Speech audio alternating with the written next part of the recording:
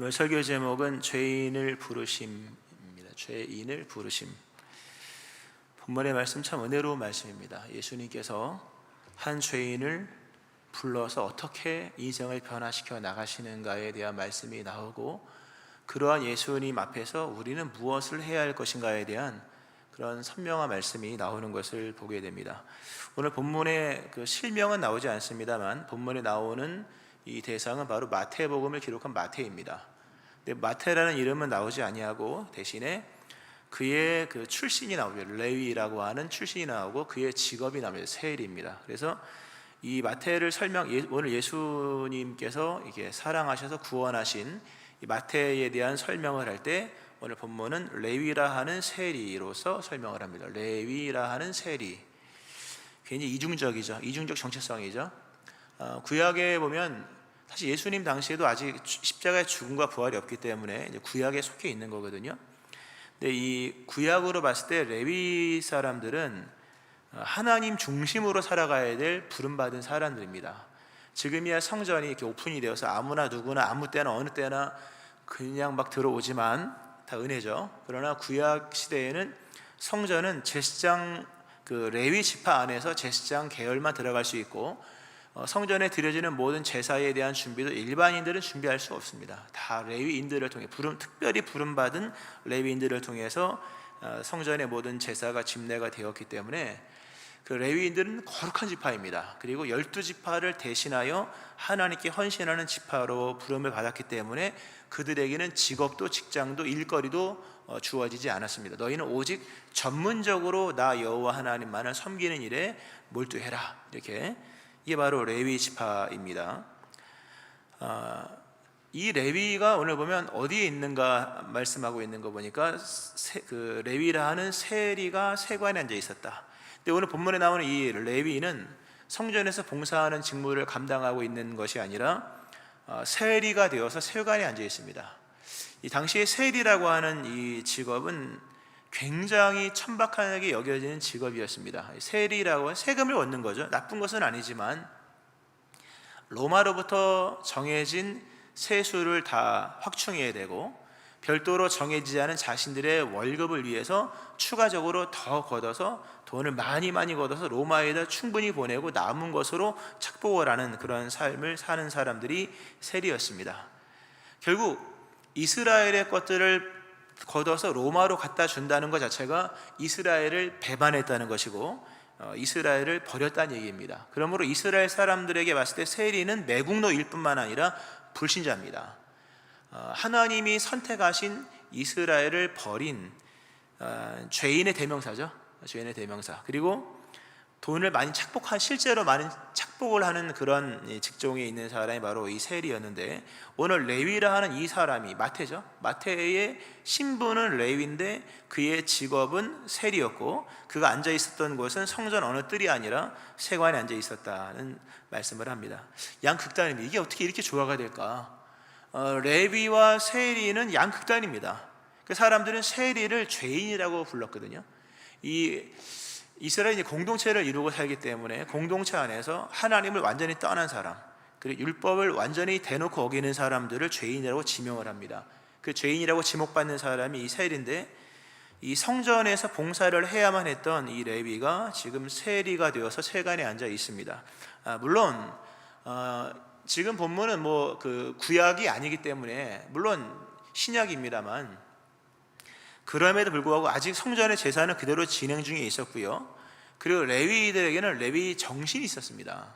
그걸 어떻게 알 수 있느냐 하면 사도행전 4장을 보면 우리가 좋아하는 바나바 있지 않습니까? 바나바 선생님에 대한 소개를 할 때 구브로에서 난 레위족 사람, 이렇게 설명합니다. 구브로에서 난 레위족 사람. 이 레위족이라고 하는 게 뭡니까? 레위 혈통이 있다는 거죠. 그러니까 레위 사람들이 이제 워낙 많아지고 성전에 여러 이제 것들이 축소가 되고 변형이 되었기 때문에 모든 레위인들이 다 성전에서 봉사할 수 있는 건 아닙니다. 그러나 레위들의 마음속에는 우리는 레위 혈통이 있어서 우리는 구별된 삶을 살아야 돼, 이런 마인드가 있어요. 이런 정신이, 이런 스피릿이 있었다는 거죠. 그러니까 레위족이라는 그런 자부심과 그런 정신이 있었던 바나바와는 달리 오늘 본문에 나와 있는 이 레위는 그저 어떻게 하면 돈을 많이 벌 수 있을까라는 생각을 하며 살아가는 겁니다. 뭐 저는 돈을 잘 일체 모르지만 돈이라고 하는 것은 만들 수 있는 게 아니고 다 외부에서 오는 것이기 때문에 돈을 많이 벌려면 돈이 많은 곳으로 가야 합니다. 그러므로 돈을 벌기 위해서 세리만큼 좋은 직업은 없죠. 왜냐하면 돈이 다 그리로 모이니까. 굉장히 좋은 직업을 선택해서 돈도 많이 벌었을 겁니다. 미루어 보건대 이 사람도 삭개오 못지않게 돈을 많이 벌었을 것이고, 젊은 나이지만 뭐 좋은 환경 속에서 물질을 많이 남들보다는 분명히 거뒀을 것인데, 이게 양극단인 거죠. 레위라고 하는 그 고상하고 거룩하고 순전하고 순결해야 될 그 레위가 세상의 가장 끝단에 있는 세리라는 그 직분을 맡아서 그것도 하나의 인격 속에 있는 겁니다. 얼마나 헷갈리겠습니까? 이 사람은 과연 레위인가? 이 사람은 세리인가? 결국 마태는 레위이면서 동시에 세리였다는 거죠. 그런 생각이 듭니다. 이 사람 기뻤을까? 이 사람은 과연 기뻤을까? 물론 질문을 달리해서 이 사람 부자였을까 하면 당연히 부자였겠죠. 누구보다는 부자였겠죠. 이 사람 유망하죠. 전도 유망합니다. 왜냐하면 좋은 이 어떤 자리를 지금 있잖아요. 현직에서 얼마나. 그런 이 사람이 과연 기뻤을까? 이 사람이 행복했을까? 행복이라고 하는 것은 성경에서 말하는 행복은 부자가 아닙니다. 그렇다고 가난함도 아닙니다. 건강함도 아니고 병든 것도 아닙니다. 행복은, 성경에서 말하는 행복은 평강입니다. 평강이 없으면 행복이 아닙니다. 부자이냐 아니냐는 뭐 여러 물질로 얘기할 수 있는 것이지만 성경에서 말하는 행복은 평강이요 샬롬입니다. 가장 고요한 마음입니다. 가장 고요한 마음이요 단순한 마음입니다. 분열적인 마음이 없는 것이 평강입니다. 이 사람 얼마나 분열적입니까? 자기가 레위인지 자기가 세리인지 너무 헷갈리는 겁니다. 정신분열증 걸릴 겁니다. 이 정도로 살면. 이런 삶을 살았던 사람이 바로 마태라는 사람이었는데, 이름은 나오지 않습니다. 본문에는. 내적 고민이 참 컸을 겁니다. 그 고민이 아마 큰 내적인 병으로까지 되지 않았을까. 왜 이렇게 좀 이렇게 단적인 얘기로 자꾸 몰아가냐 하면, 오늘 이 사람이 나중에 예수님 만난 다음에 그가 일어나 따르니라는 표현을 씁니다. 일어나서 따랐다. 누구를? 예수님을. 일어났다는 표현은 이 성경상에서 뭐가 고침받았을 때 나오는 표현입니다. 안진뱅이가 일어나서 따랐다. 중풍병자가 지난주에 일어나서 따랐다. 일어나서 따랐다고 하는 표현은 회복을 의미하는 거거든요. 이 사람은 지금 내적 고민이 굉장히 컸고, 앉아서 돈을 많이 세수를 챙기고 뭐 나름 부축적을 하지만 내적 고민이 컸던 것으로 여겨지고요. 근데 이 사람이 나중에 회복이 되어서 일어나서 따랐다 이렇게 나온 거거든요. 그러니까 내적 고민이 많았다는 거죠. 오늘 이 시대에 현대인들의 고민이 하나는 허무주의잖아요. 허무. 뭐 채워지질 않는 겁니다. 돈을 아무리 뭐 배를 채워도 뭐 내면에 채워지지 않지 않습니까? 또 하나는 분열이죠. 이중적인 정체성. 나는 과연 누구인가? 특별히 성도들도 마찬가지예요. 나는 예수를 믿는 사람인가? 아니면 나는 직장인인가? 내가 예수를 믿는 사람이라고 부름을 받았는데 과연 내가 하는 행동들은 이게 과연 의로움인가? 라는 그런 모습 속에서 현대 기독교인들의 그 이중성의 이중적 정체성의 문제, 이거에 대한 고민과 딜레마와 이런 어떤 분열적인 것들이 우리 모두에게 오늘의 현실입니다. 저도 그렇죠. 목사인데 목사냐 아니면 뭐 일 헷갈릴 때가 많이 있는 것처럼 이런 이중성의 문제가 우리에게 있고 현대인들에게도 다 있습니다. 사실요. 자, 이렇게 어쨌든 뭐 외형적으로는 돈을 잘 벌고 탄탄한 미래가 보장되어 있는 이 젊은 레위를 예수님께서 부르시죠.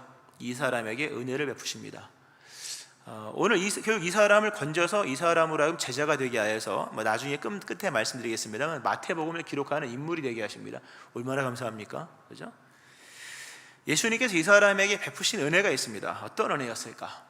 이 사람에게 찾아오셔서 베푸신 은혜는 풍요도 아닙니다. 이미 풍요했을 겁니다. 또 뭐 친구도 아니었습니다. 이미 친구들도 많았고, 예수님께서 이 사람에게 베푸신 것은 필요를 채워주셨다는 겁니다. 오늘 예수님께서 말씀하신 내용 중에 옆에서 예수님께서 이 세리였던 이 레위를 막 부르고 같이 잔치 참여해서 먹고 마시고 할 때에 주변에 나름 의롭다고 여겼던 사람들이 어떻게 뭐 이렇게 막 할 때 건강한 자에게는 의사가 쓸데없고 병든 자에게라 의사가 쓸데있느니라 하면서 나는 쓸데있는 일을 한다. 난 누군가에게 쓸데 있는 존재다, 이런 얘기를 하셨는데, 이 쓸데 있다고 하는 단어의 뜻이 필요성입니다. 필요성. 예수님이 이 마태거든요. 마태에게 오셔가지고 베푸신 은총은 풍요냐 가난이냐의 문제가 아니라 그의 인생에 가장 필요한 것을 주시는 것이었다. 가장 그 인생에 진짜로 필요한 것이 무엇인지를 아셔서 그에게 그 필요한 것을 주셨다는 거죠. 우리는 오늘 내게 진짜 필요한 게 뭘까? 여러분 스스로 생각해 보세요. 내게 진짜 필요한 게 뭘까?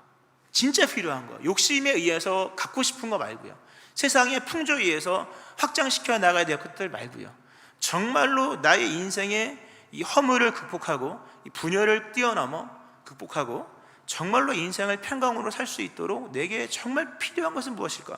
물론 집도 필요하고 뭐 차도 필요하고 땅도 필요하고 돈도 필요하죠. 그렇다고 해서 우리가 뭐 집도 없고 땅도 없고 차도 없고 그런 건 아니잖아요. 그죠? 뭐 집은 뭐 작아서 그렇지 뭐 그 집이 뭐 1, 20년 안에 무너질 집도 아니고, 우리가 돈이 뭐 많은 건 아니지만 그렇다고 뭐 당장 뭐 빌어먹을 정도의 것도 아니잖아요. 옷은 뭐 넘쳐나고, 그죠? 뭐 우리 땅이 없어도 뭐 정부 땅이 얼마나 많습니까? 그냥 마음대로 쓸 수 있는, 돈 안 내고 쓰는 땅도 많은데, 정말 우리가 갖고 싶은 거 말고요, 정말 필요한 것이 무엇일까? 근데 우리는 모릅니다. 그거를 모릅니다. 예수님이 이 사람을 보시고, 너에게 정말 필요한 걸 내가 알려줄게. 그 정말로 필요한 것이 바로 회개였다 하는 겁니다. 뜻밖이죠? 예수님께서 오늘 굉장히 중요한 말씀을 하십니다. 인자가 온 것은 죄인을 불러서 부자되게 또는 가난하게, 강관하게 또는 병들게, 이런 얘기가 아니고 죄인을 불러서 회개시키러 왔다. 나는 이 일에 쓸데있는 존재로, 나는 이 일에 필요한 존재로 왔다 하는 말씀을 하십니다. 이 레위라는 세리에게 있어 가장 필요한 것은 회개였다. 우리가 이 부분에서 아멘을 할 수 있어야 됩니다. 내 인생에 정말 필요한 게 뭐냐? 물론 저는 뭐 결혼 앞두고 집도 필요하고, 출가를 앞두고 더 넓은 집도 필요하고, 방도 하나 더 필요하고, 그죠? 일상이죠. 근데 정말로 우리에게 필요한 것이 무엇인가 할 때 예수님에게 여쭤보면 그것은 바로 회개다. 참 이해할 수 없고 받아들이기 쉽지 않은 거죠. 근데 이 회개라고 하는 것은 우리는 이제 일반적 생각을 할 때 말버릇을 고치고, 그리고 거친 행동과 또는 인격적으로 좀 모간한 부분들을 고치고, 뭐 이런 것들 많이 하잖아요. 인격적으로 모간하고, 말 함부로 하고, 뭐 돈 함부로 쓰고. 물론 그거는 뭐 그렇게 말 함부로 하면 친구가 떨어질 것이고, 인격이 안 좋으면 주변이 좀 안 좋은 사람끼리 모여질 것이고, 돈을 많이 쓰면 나중에 가난하게 되겠죠. 그건 알아서 아마 정리가 될 겁니다. 살다 보면 이러면 안 되겠구나. 진정한 회개라고 하는 것, 소소한 행동의 고침이 아니라 방향을 바꾸는 겁니다. 오늘 예수님께서 마태에게 오셔가지고 내가 너에게 진짜 필요한 게 뭔지 알려줄게. 그것은 바로 네가 회개하는 거야. 회개라고 하는 것은 소소한 걸 고치는 것이 아니라 방향을 트는 거야. 회개라고 하는 것은 메타노웨오입니다. 이거는 돌이키다 하는, 너무 잘 알아, 방향을 바꾸는 겁니다. 무슨 말씀인가 하면, 너 이대로 살다가는 너 부자가 될 수 있을지 모르지만 이 길 그대로 가면 너 죽는 거야. 이 길 그대로 가면 지옥이야. 뭐 잘 살고 못 살고 얘기는 하지 말자. 그건 그렇죠. 잘 살고 못 살고 누구 기준으로 됩니까? 우리보다 못 사는 사람이 허다하고 우리보다 잘 사는 사람이 즐비한데 누가 누구를 향해서 잘 살고 못 살고 얘기할 수 있겠냐는 거예요. 중요한 건 방향입니다, 여러분. 오늘 예수님께서 나는 죄인을 불러서 회개시키러 왔다. 근데 그 회개가 뭐냐? 일일이 막 다 말 똑바로 해, 행동 똑바로 해, 눈빛 똑바로 온유하게, 말꼬리 뭐 이런 얘기를 한 것이 아니라 나를 따라와야 돼. 방향을 틀지 않으면 너 이러다가 끝나는 거야. 부자 가난하고 이건 중요한 것이 아니야. 정말 중요한 것은 내가 가는 이 방향의 끝이 필경 어디로 가느냐. 돌이키지 않으면 필경은 사망이다. 이건 돌이킴으로써만 방향이 달라지는 거지, 물질이 많아진다고 저절로 방향이 틀어지는 게 아닙니다, 여러분. 여러분이 부자가 아무리 큰 부자가 된다 해서, 그렇다고 부자가 나쁘다는 얘기는 일체 아닙니다. 부자가 된다 해서 방향이 저절로 틀어질까요, 여러분? 안 됩니다. 가난하면 저절로 틀어질까요? 그렇지 않습니다. 내가 돌이켜야만 돌아오는 겁니다. 돌이키고 방향을 잡을 때에만 비로소 그 방향을 가게 되는 것이고, 그 방향, 회개하고 돌이킨 방향 끝에만 천국이 있고 영생이 있고 비로소 행복이 있는 겁니다. 이 방향의 문제를 놔두고 우리는 믿음 생활하면서 여러 가지를 구하는데요, 다 빗나간 얘기입니다. 예수님께서 이 마태를 불러서 이 레위라고 하는 세리, 이중적 정체성 속에 혼란스러워, 낮에는 돈을 벌어 기쁘지만 밤에는 집으로 돌아오는 거잖아요. 사람이 정직하게 살지 않으면 낮에는 기쁘지만 밤에는 괴롭습니다. 낮에는 돈을 버니까 얼마나 좋겠습니까? 그러나 돈을 갖다 놓고 집에서 눈을 감으면 잠이 안 오거든요. 왜냐하면 마음이 공허하잖아요. 공허하고 분열이 있고 괴롭고, 또 아침 되면 괜찮죠. 왜냐하면 또 가서 또 돈을 버니까. 현대인들의 모습이죠. 우리들의 모습이기도 하고요. 예수님께서 하신 말씀이, 너 그렇게 살다가 부자가 될지 모르지만 그 방향으로 가면 너 끝나는 거야. 그러므로 회개해야 돼. 회개는 소소한 게 아니라 그냥 방향을 틀어야 돼. 그 방향은 그러나 네가 정하는 게 아니라 나를 따라와야 되는 거야. 방향은 여러분이 정하는 게 아닙니다, 여러분. 우리가 방향을 정해서 믿음 생활한다고 생각하면 착각입니다. 인간은 방향 감각이 없습니다. 하나님을 떠나서 가고 싶은 대로 가거든요. 자기 길을 간다 그러잖아요. 예수님께서 이 사람을 불러서 회개를 시키시는데요, 참 은혜롭습니다. 원래 죄인을 불러서 회개시키는 구약적 방법은 두드려 패는 겁니다. 시편 말씀에 이런 말씀이 있습니다. 사람이 흑암과 사망의 그늘에 앉으며 곤고와 쇠사슬에 매임은 하나님의 말씀을 거역하며 지존자의 뜻을 멸시함이라. 하나님 말씀을 거역하고 지존하신 하나님의 뜻을 멸시하며 사람이 흑암과 사망과 쇠사슬에 매입니다. 두드려 맞는다는 얘기죠, 결국은요. 그러므로 그가 고통을 주어 그들의 마음을 겸손하게 하시니 그들이 엎드려져도 돕는 자가 없도다. 이에 그들이 그 환난 중에 여호와께 부르짖음에 그들의 고통에서 구원하시되 흑암과 사망의 그늘에서 인도하여 내시고 그들의 얽힌 줄을 끊으셨도다. 이게 구약적 방법입니다. 말 엄청나게 안 들으면요, 그래 네 가고 싶은 대로 가라. 결국 사망과 흑암과, 햇빛도 안 들고 흑암과 어둠 속에 쇠사슬에 매여서 자유를 박탈당하고 인격을 무시당하면서 종살이를 한다. 근데 네가 그때쯤 철들 거다. 네가 그때 되면 알아서 기도할 거야. 내가 그러면 그때쯤 내가 응답할 거야. 그리고 내가 다 풀어줄게. 이게 죄인을 회개시키는 구약적 방법이죠. 구약적 방법입니다. 좋은 말로 할 때 잘 들으셔야 됩니다. 굉장히 중요한 교훈. 근데 예수님은 이 사람을 회개시키는데요, 그 방법을 쓰지 아니하시고 참 예수님의 은혜죠. 나를 따르라. 나를 따르라. 뭐 하지 말라 하라는 말을 안 합니다. 예수님께서 나를 따라와. 내가 죄인을 불러 회개시키려 하는, 내가 회개시키는 방법은 흑암과 곤고와 쇠사슬과 매임이 아니라 나를 따라오는 거야. 즉 예수님께서 이 사람에게 사명을 주십니다. 새로운 비전을 제시하시고 새로운 살 길을 제시하십니다. 이대로 사는 게 아니라 방향을 틀어서 내가 너에게 인도하는 이 방향대로 살아봐. 그러면 결국 이 길대로 가면 네가 물질의 많고 적음을 떠나서 생명을 얻을 거야 라는 말씀을 하십니다. 예수님이 회개시키는 방법은 우리에게 나를 따라오라 하는 겁니다. 중요한 얘기입니다. 또 따라가야만 회개입니다. 따라가지 않은 상태에서 뭐 아무리 말을 잘하면 뭐합니까? 지옥 가는데. 따라가지 않은 상태에서 아무리 그 인격은 유전이더라고 보니까 대부분. 아버지가 착하면 아들도 착하고 아버지가 안 좋으면 아들도 안 좋고, 물론 예외는 있습니다만 아무리 착하면 뭐합니까? 세상이 가는 방향으로 지옥 가면 의미가 없는 거잖아요. 보니까 정말로 회개라고 하는 것은 주님을 따르는 것입니다. 그러므로 주님을 따라가면 회개가 되어지는 거거든요. 또 되는 것이고, 예수님께서 죄인을 회개시키는 방법은 쳐넣는 거 이런 게 아닙니다. 나를 따라와. 내가 너에게 새로운 인물을 줄게. 새로운 소명을 줄게. 그리고 새로운 사명을 줄게. 그리고 마태가 주님을 따라가죠. 나중에 마태복음에 기록하잖아요. 얼마나 감사합니까?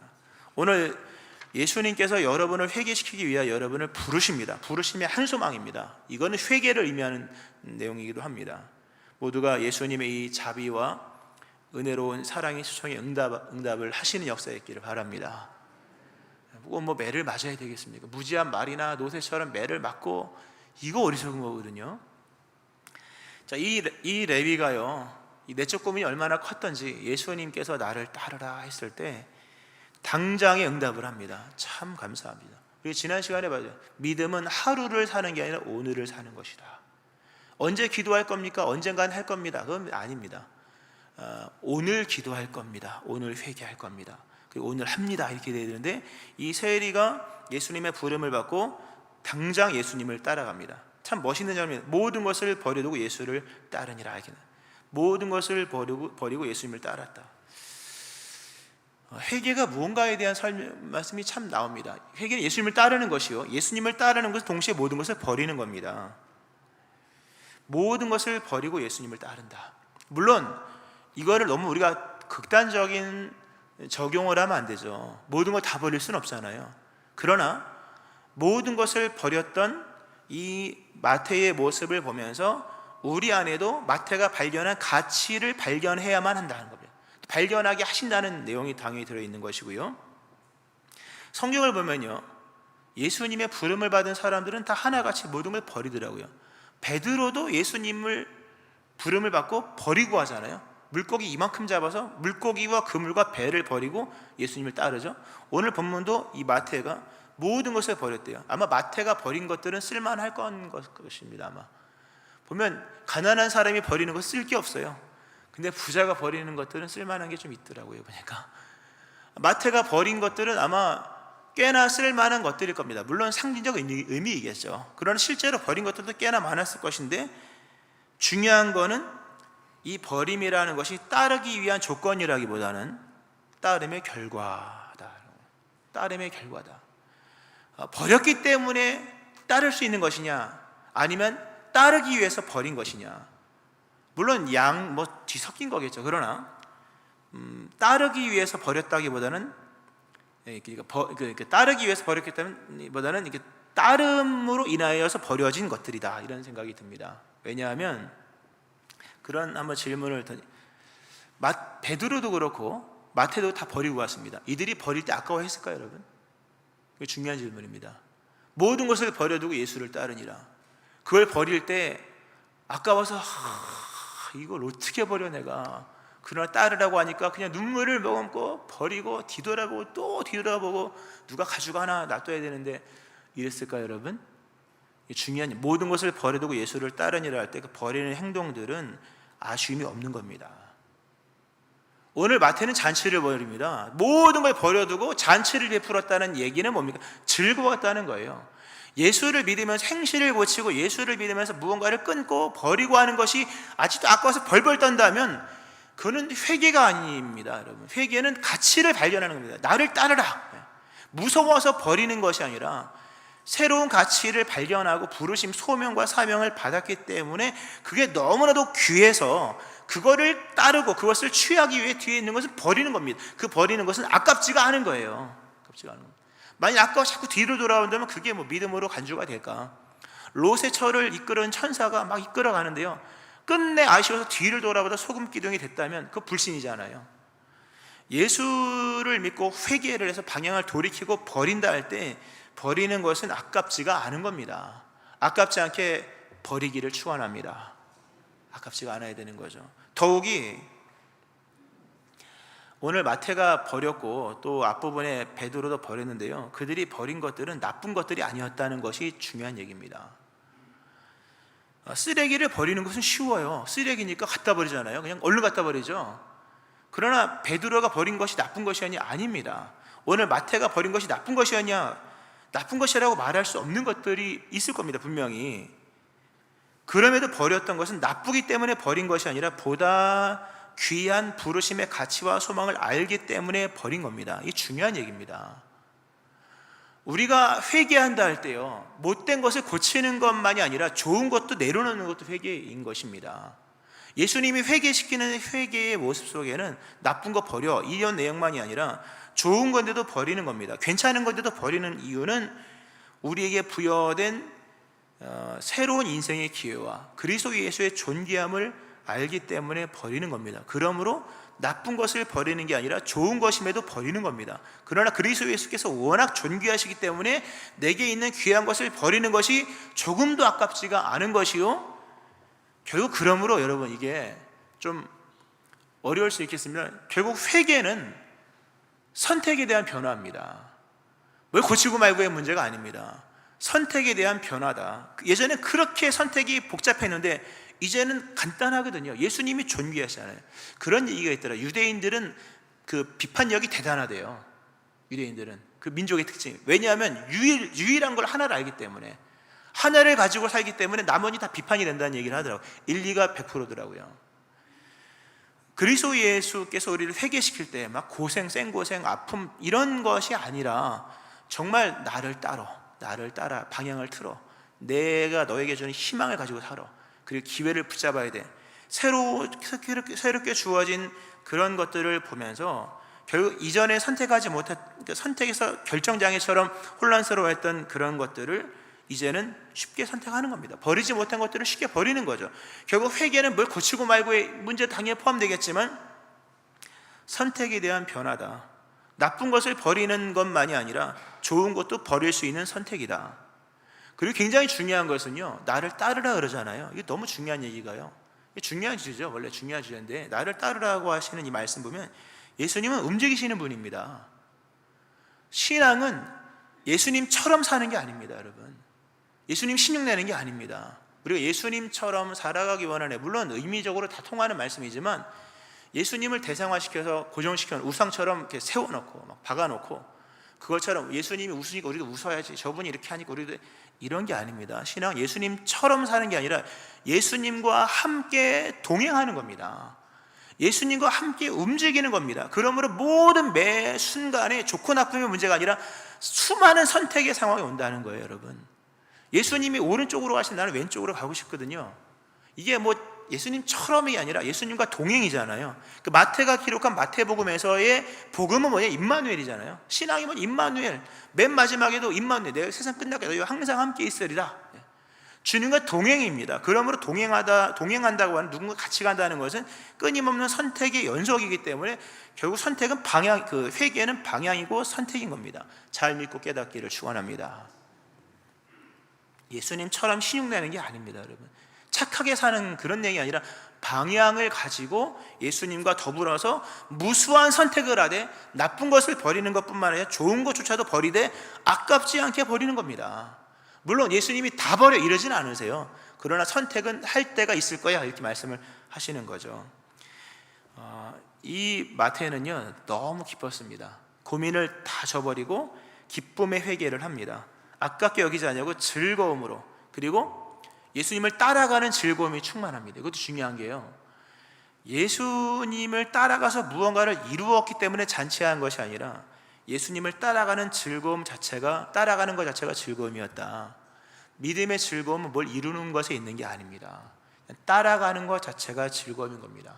사도행전을 보면요, 뭘 이루어서 감사한 게 아니더라고요. 연속적으로 따라가는, 주님이 인도하시는 길을 따라갔다는 부분에서 그걸 승리라고 얘기하더라고요. 우리가 선교 영상을 봅니다만 선교는 성공하고 실패 이런 개념이 아닙니다. 우리 교회가 뭐 선교적인 얘기를 좀 빗나갔습니다만 우리의 교회가 선교에 성공한다 할 때 그것은 숫자나 이런 것에 있는 게 아니라 내년에도 단기 선교를 가면 성공하는 겁니다. 할렐루야. 이 중요한 얘기, 내년에도 단기 선교를 가면 성공하는 겁니다. 선교를 하면 성공하는 겁니다. 가서 못할 수도 있고 잘 못할 수도 있고 덜 될 수도 있고, 이번엔 되게 잘 됐어요. 정말 대박이었거든요. 영상이 다 못 담았더라고 보니까요. 대박이었지만 그걸 성공이라고 말할 수 없는 것은 그런 개념이 아니라 믿음, 따르면 결국 예수님과 동행했느냐, 그게 중요한 거예요. 결국 우리가 예수님을 따른 부분에서 따랐다면 그게 우리의 기쁨인 것이죠. 그러니까 이런 본문 속에서 우리가 생각할 것들이 아주 많습니다. 그러나 뭐 맥을 잡는 거죠. 말씀을 정리하면서요, 오늘 예수님께서 우리의 필요한 것이 무엇인지를 정확히 아십니다. 너에게 필요한 것은 회개야. 내 회개는 방향이야. 방향을 잡고 살아. 필경은 사망이야. 그대로 가다가는 많고 적음을 떠나서 죽을 수밖에 없는 거야. 나를 따르라. 그리고 나와 동행하라. 수많은 선택이 있지만 내가 너에게 부여한 존귀함을 따라 새로운 기회를 따라 선택하라. 그리고 내가 일평생 너에게 행하는 모든 은혜는 다 너로 하여금 회개케 하기 위함이다. 굉장히 중요한 겁니다. 오늘 의인을 부르러 온 것이 아니라 죄인을 부르러 회개시키러 왔다. 예수님께서 마태에게 행하신 이 일들은 한 가지입니다. 그로 하여금 회개시키러, 그로 하여금 예수님을 따르는, 예수를 향하는 삶을 살게 하시기 위하여. 이 말씀을 준비하면서 그런 생각이 들더라고요. 지난 날들을 회상할 나이가 됐잖아요. 저도요, 50이 넘었으니까. 회상을 하면서 그때의 일의 의미는 무엇이, 그 은혜의 실체는 뭘까라는 생각을 해보니까 그건 나를 회개시키기 위한 사건이었구나. 또 다른 걸 생각을 해봤습니다. 뭐 일일이 얘기할 수는 없지만 그 은혜의 실체는 뭐냐? 죄인 때 나를 불러서 회개시키기 위한 것이구나. 어제 있었던 일은 뭐냐? 어제 우리 초등부가 바비큐 파티를 했습니다. 너무 좋더라고요. 바비큐 모르시죠? 초등부에서 초등부 학생들을 데려서 애들을 맛있게 캠핑처럼 해서 먹였고, 또 중고등부도 빌 붙어서 먹었고, 또 저희도 거들어서 덩달아 먹었는데요. 교회가 너무 좋더라고요. 그 장면을 보면 이건 의미가 뭘까? 그것조차도 회개시키시는 은혜더라고요. 보니까 우리 하나님께서 우리에게 행하시는 모든 인생 속에 베푸시는 은혜, 우리의 필요성을 아시는 분의 공급은 뭐냐 할 때 한 가지입니다. 방향성 있는 삶을 살기 위해서.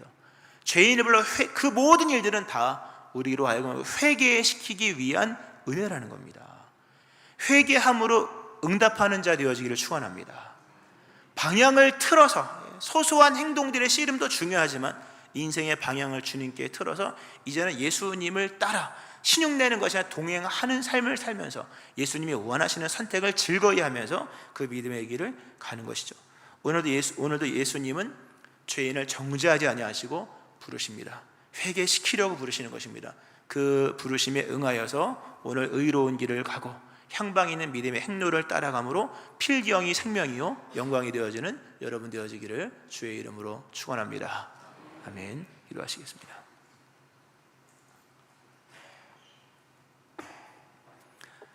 예수님께서 우리의 삶에 행하시는 그 모든 것들은 은혜의 실체가 죄인을 불러 회개시키는 것에 있음을 말씀하시는 주여, 지난 날들을 돌아볼 때 그 잘된 일 역시 우리로 회개하기 위함인 것이며 그 힘든 일 역시 우리로 회개케 하시기 위함인 것을 봅니다. 정죄하지 아니하시고 회개할 기회를 허락하시는 그 은혜 감사드리며, 이제는 많고 적음을 떠나서 빈부를 막론하고 또 유물식을 막론하고 젊음과 노소를 막론하여 우리 인생을 주님께로 돌이켜 나를 따르라 말씀하신 예수님을 따라가는 그 방향이 있는 삶을 살게 하여 주옵소서. 예수님 신용내지 않게 도와주시고 예수님 따라가면서 수많은 선택의 환경 속에서 주님 원하시는 선택을 즐거이 행하는 이 회개 또한 우리 가운데 있게 하여 주옵소서. 아직 예수님을 영접하지 않은 분이 더 영접할 수 있게 도와주시고, 믿는 자로서 살지 못하는 모든 삶을 정리하게 하시고 오늘 주님 원하시는 온전한 순전한 방향 있는 삶을 살아가는 모든 심령들 다 되게 하여 주옵소서. 감사드리며 예수님 이름으로 기도합니다. 아멘.